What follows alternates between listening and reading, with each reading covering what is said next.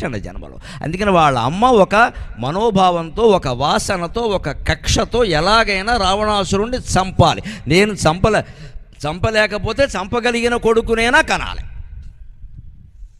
అనే సంకల్పంతోనే పుట్టింది. అందుకే ఆవిడికి భర్త ఎవరయ్యారు అంటే కేసరి అయ్యాడు. ఆయనకి ఎందుకు కేసరి అని పేరు వచ్చింది? కేసరి అంటే కేసరములు కలిగింది సింహం.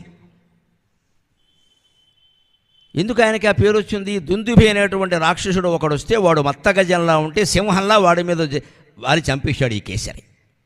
అప్పటి నుంచి ఆయన కేసరి అన్నారు. ఆయనే సరి.